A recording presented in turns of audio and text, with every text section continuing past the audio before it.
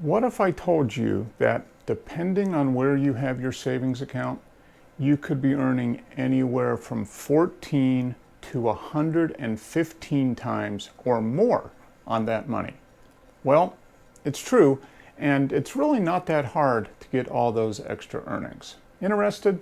Yeah, I bet you are. So let's talk about the fundamentals of how to earn a heck of a lot more on your savings account. Hello everybody, it's Mark with Money Fundamentals back again, and our goal is to give you the essential money knowledge you need for life. And today we're going to talk about how you can potentially earn a lot more on the dollars you have in your savings account. Now, if you're like most people and you have a bank savings account, you're probably earning way less than you could be on your money. The reason is that the recent increases in interest rates for things we pay for, like mortgages, credit cards, and car loans, has also resulted in an increase in what some banks will pay us for the money we have in their account. The problem is that the vast majority of people have their bank savings accounts with one of the national brick and mortar banks that have a lot of branches but pay almost nothing on their savings accounts. So here's a quick summary for what I found for what some of the biggest banks in the country are paying on savings accounts. Now this is as of early July 2022. Bank of America, 0.01 to 0.04%. You heard me right, 0.01 to 0.04%. Not 1 to 4%, 0.01%. So 1/100th of a percent to 4/100ths of a percent. So on $1,000, 0.01% equals 10 cents a year if you kept $1,000 in that bank account or in that bank savings account. For 1 year, congratulations, you could buy half a stick of bubble gum for 10 cents. That's pretty low. Here's a couple of other of the largest banks. Chase Bank, 0.01 to 0.02%. Wells Fargo, 0.01 to 0.02. And a regional bank, Truist, which was formerly SunTrust Bank, 0.01%. Now, I think you'd agree that this is virtually nothing that they're paying you on the money that you have in a savings account if you have a savings account with one of these banks. Or, to be perfectly fair, pretty much all of the larger banks that especially have physical branch locations. That seems to be the thing that really kind of separates lower interest rate paying banks from higher interest rate paying banks. So 0.01 to 0.04% is virtually nothing on your money. And I think you would agree that we could probably do a lot better than that. Because the reality is that keeping your savings with a bank that pays those tiny rates is something that we should generally avoid, especially if there are alternatives out there that can pay us quite a bit more. Well, thankfully, you can avoid settling for these minuscule rates by moving your savings to one of the many online banks that are paying anywhere from 1% to 1.4% or more on savings accounts, usually with no minimum balance requirements. So think about that.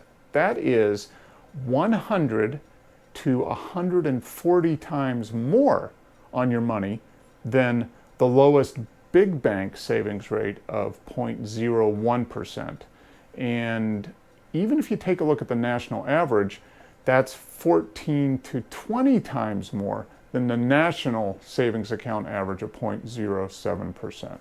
Here's just 3 examples from doing a little bit of research on what some of the online banks are paying for interest. At the lower end of the online bank savings account rates, but still way above all of the banks that I talked about above there, Capital One pays 1% on savings balances, has no minimums and no fees. That's one. It's at the low end. If you want a bit more interest, Synchrony Bank offers an online-only savings account that pays 1.4% annual percentage yield. Now, once again, no fees or minimums required to open up that account and to get that rate.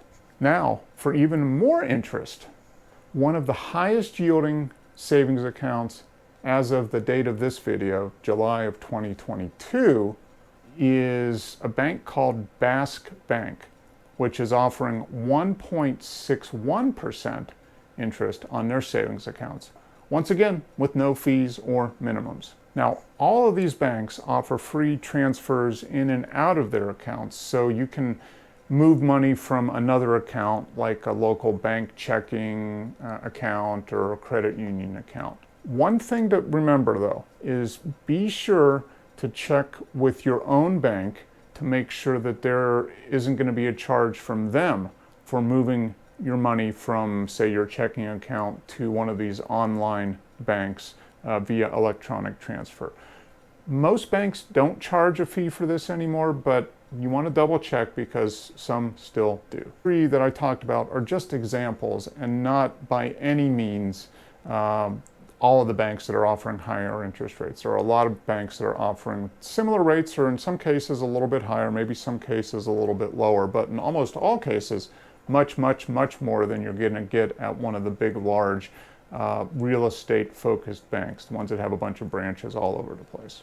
Another thing to remember is that the interest rates that your bank or any other bank may give you on a savings account may change. In fact, I'll guarantee that they will change over time. They could go up, they could go down. A lot is just based on what the economy is doing, what overall interest rates are in general. But it's important to know that the interest rates that we're talking about today are just a snapshot in this particular point in time, July of 2022. So they will go up and down.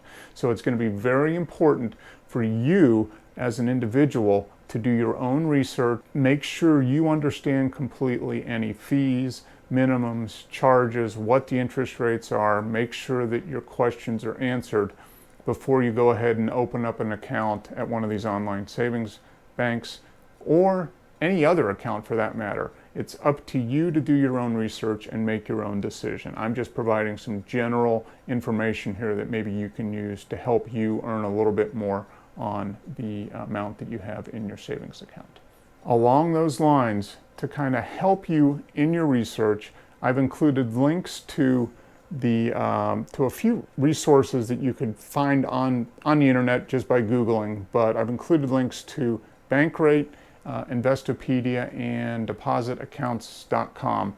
Their sites down in the description that have a listing, and they update the listing on a fairly regular basis of what online banks are paying for savings accounts, checking accounts, that type of thing. So you can use those links down there to start your research and kind of get the ball rolling. And like I said, remember, before you open any savings or any other account, like I said, be sure you read and understand the terms of service and you know what fees, if any, are going to be charged on the account and what the rules are as far as moving money in and out of the account. Once again, it's your responsibility to make sure you understand what is going on with all of that. Well, I hope you found this video helpful as you are looking for ways to increase the amount of money that you get on your savings account. And for many of us, that savings account is very important because it's something where we are building up our emergency fund, our just-in-case fund. So if you want to learn more about an emergency fund and why it's important, I'll post a link up here to the recent video I did on the importance of emergency funds. Feel free to check it out. And if you haven't already, love to have you as a member of the community. Go ahead and click that subscribe button down there and give us a thumbs up. That is a great way to share with other people what this channel is doing and what we're doing to help you. So let's make sure we can help other people the same way that we're helping you. And please leave a comment down below. I'd be very interested to hear if any of you have recently switched from, say, a local bank savings account to one of these online savings accounts and what your experience has been. That's it for now. Thank you very much for taking some time out of your day, and we will see you in the next one. Take care.